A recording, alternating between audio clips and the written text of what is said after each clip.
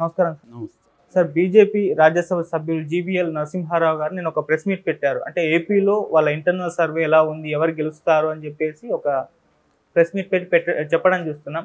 ఆయన ఏం చెప్తున్నారు, మరి ఆ సర్వే ఏం చెప్తుంది సార్? బీజేపీ హైకమాండ్ నుంచి ఒక సర్వే చేసాం మేము ఆంధ్రప్రదేశ్లో. ఆ సర్వేలో కూటమి గెలుస్తుందని నిన్న జీవీఎల్ నరసింహారావు ప్రెస్ మీట్లో మాట్లాడాడు. ఓకే, మనం ఆల్రెడీ ఆయన ఎవరు సునీల్ బన్సల్ గురించి చెప్పుకున్నాం.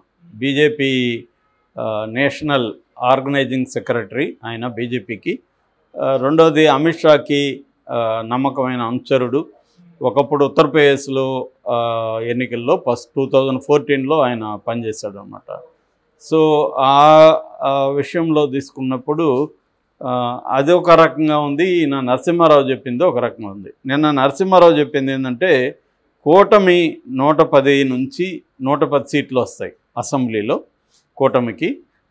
ఇటు వైసీపీకి 65 సీట్లు వస్తాయి. సో అది ఆయన చెప్పింది అసెంబ్లీలో. పార్లమెంట్లో వచ్చేసరికి 18 నుంచి 20 సీట్లు వస్తాయి కూటమికి, ఇక వైసీపీకి 5 నుంచి 7 వస్తాయి అన్నాడు. ఒక రకంగా ఇది 2014 రివర్స్లో ఉంది. 2014లో కూడా వైసీపీకి మెజార్టీ వచ్చి తెలుగుదేశానికి 67 వచ్చాయి, వైసీపీకి 151 వచ్చాయి. అలాగా ఇప్పుడు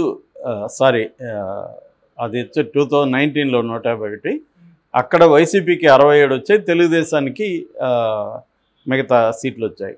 సో ఇప్పుడు అలాగా రివర్స్లో వైసీపీకి 65 వస్తున్నాయి, కూటమికి 110 వస్తున్నాయి. ఇది ఆయన చెప్పింది. ఇక పార్లమెంట్కి 18 నుంచి 20 వస్తాయన్నారు. ఇట్లా వైసీపీకి ఏమో 5 నుంచి 7. బీజేపీకి వచ్చేసరికి 5 ఎమ్మెల్యే 5 ఎంపీ వస్తాయని చెప్పాడు. అట్లాగే ఆయన తెలంగాణ విషయంలో కూడా చెప్పాడు. తెలంగాణలో 9 నుంచి 10 సీట్లు తెలంగాణలో ఎంపీ సీట్లు వస్తాయని ఆయన చెప్తున్నాడు. సో ఇక్కడ ఇప్పుడు ఆయన చెప్పింది అది కదా. సునీల్ బన్సల్ ఏం చెప్పాడు చూద్దాం. సునీల్ బన్సల్ ఏం చెప్పాడు, కూటమికి 145 వస్తాయి, 23 ఎంపీ వస్తాయి అన్నాడు. సో సునీల్ బన్సల్ ఏమో 145 వస్తాయి అంటున్నాడు, జీవీఎల్ ఏమో 110 వస్తాయి అంటున్నాడు. అంటే ఇంత తేడానా? ఇద్దరు బీజేపీ వాళ్ళే కదా. సో ఎవరిది నిజం మరి? బీజేపీనే కదా సర్వే చేసింది. బీజేపీ సర్వే ఒక సర్వే అంటే 2-3 సర్వేలు చేశారా ఏమన్నా? కేంద్ర సర్వే ఒకటి, రాష్ట్ర సర్వే ఒకటి, అవేమి ఎవరు చెప్పట్లేదు వీళ్ళు. సో మేము అంతర్గత సర్వే అంటున్నారు. సో అంతర్గత సర్వేలో మళ్ళీ 2 రకాల ఎలా వచ్చాయి అనేది మనకి కన్ఫ్యూజన్. అంటే కేంద్రం నాయకుడేమో ఒకటి చెప్తున్నాడు, రాష్ట్ర నాయకుడేమో ఒకటి చెప్తున్నాడు. మరి ఇది ఏందనేది తేలాలి. మామూలుగా ఇప్పుడు ఏంటంటే ఏ సర్వేని కూడా ఎవడు నమ్మట్లే. ఆంధ్రప్రదేశ్లో వీళ్ళు ఎందుకు సర్వేలు చేసుకుంటున్నారో దానికి ఒక అర్థం పర్థం లేకుండా అయిపోయింది. ఎందుకంటే సర్వేలు ఎందుకు చేస్తారు వీళ్ళు? ఒక మైండ్ సెట్ని మారుద్దామని చేస్తారు. ఇప్పుడు ఆ కన్ఫ్యూజ్ వచ్చేసి నాకు ఎవడు నమ్మాలి కదా. మైండ్ సెట్ మారాలంటే ముందు మనం నమ్మితే కదా మైండ్ సెట్ మారేది. సో ఇప్పటికి 40 సర్వేలు వస్తే ఒక 20 సర్వేలు తెలుగుదేశం, 20 సర్వేలు వైసీపీ వస్తాయని చెప్తున్నారు. మరి ఎవరిది నమ్మాలి ఇక్కడ? అంటే ఎవడికి ఏది నమ్మదలుచుకుంటే వాడు అది నమ్ముతాడు. అంటే ఆల్రెడీ తెలుగుదేశం గెలవాలనుకునేవాడే తెలుగుదేశం వస్తుందని నమ్ముతాడు సర్వేలో, ఇటు వైసీపీ వస్తుందని వైసీపీ నమ్ముతాడు. ఈ మధ్యలో ఉంటారు కదా స్వింగ్ ఓటర్స్ అంటారు, వాళ్ళని అటు ఇటు ఊగిసలాడుతుంటారు.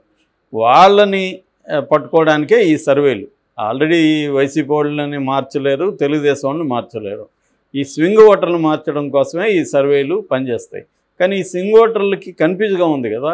ఎందుకంటే మొన్ననే మనం ఏవిఎల్ సర్వే ఒకటి చెప్పుకున్నాం, తర్వాత రైజ్ సర్వే ఒకటి చెప్పుకున్నాం. ఒకటేమో బ్రహ్మాండంగా వైసీపీ గెలుస్తుందంటుంది, ఒకటేమో బ్రహ్మాండంగా తెలుగుదేశం కూటమి గెలుస్తుందంటుంది.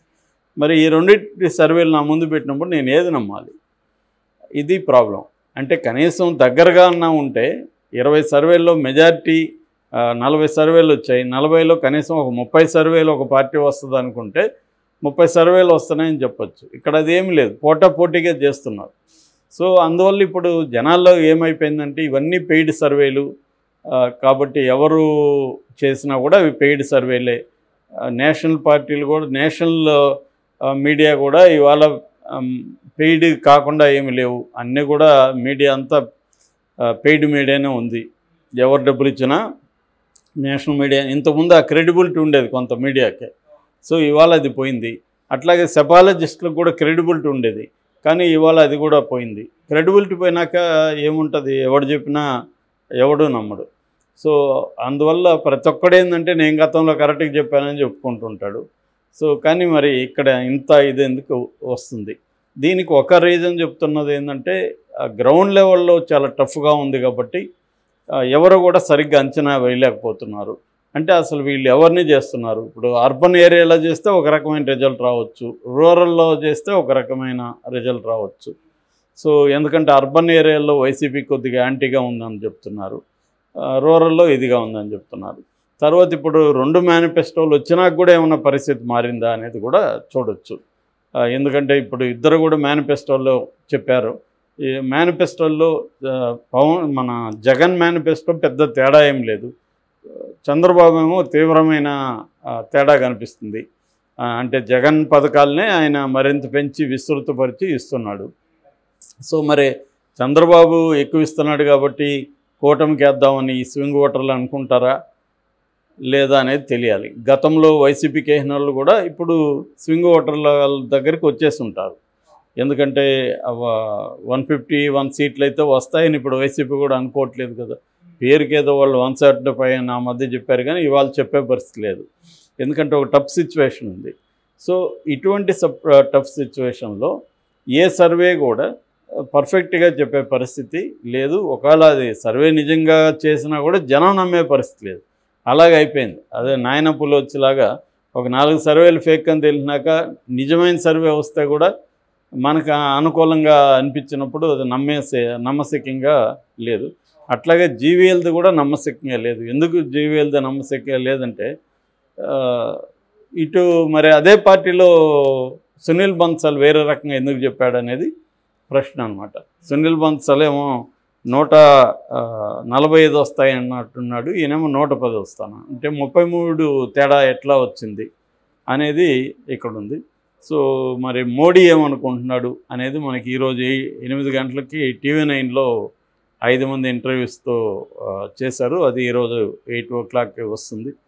దాంట్లో ఈ ప్రశ్న ఖచ్చితంగా అడుగుతారు. కూటమి గెలుస్తుందనే ఆయన చెప్తాడు ఎలాగో, ఎందుకంటే కూటమిలో ఉన్నప్పుడు కూటమి ఓడిపోతుందని ఆయన చెప్పలేడు కదా. అయితే ఆయన పర్టికులర్గా ఉన్న ఎన్ని సీట్లు వస్తాయని చెప్తాడా అవన్నీ చూడాలి మనం. ఇక తెలంగాణ విషయానికి వస్తే కూడా ఈయన 9-10 వస్తాయని చెప్తున్నాడు తెలంగాణ. నిజానికి తెలంగాణలో బీజేపీకి అంత సీన్ లేదని ప్రతి సర్వే కూడా చెప్తుంది. సో దీన్ని బట్టి కూడా ఏంటంటే ఇప్పుడు మామూలుగానే ఇండిపెండెంట్ సర్వేలనే నమ్మనప్పుడు పార్టీ సర్వేని ఎందుకు చెప్తారు, ఎవరు నమ్ముతారు? ఇది బీజేపీ చేసుకున్న సర్వే. బీజేపీ చేసుకున్న సర్వే కూడా ఎప్పుడైనా 2 రకాలుగా ఉంటుంది పార్టీ సర్వేలు. ఒకటేమో కరెక్ట్గా చేసుకున్న సర్వే, అది పార్టీలో మాత్రమే కొంతమందికి మాత్రమే చెబుతారు. ఎందుకంటే ఈ సర్వే ఎలా ఉంది, మనకు అనుకూలంగా లేదు, మనం దీన్ని ఎలాగా మార్చుకోవాలి, ఎలా పనిచేయాలి, 10 రోజులు ఏం చేయాలి అనేది ఆలోచిస్తారు. అట్లా ఆ సర్వేని బయట జనాలకు చెప్పరు. ఎందుకంటే జనాలు చెప్తే నెగిటివిటీ పెరుగుతుందని జనాలకు వేరే సర్వే చెప్తారు. అదేంటంటే గెలుస్తామనే చెప్తారు ఎవరైనా.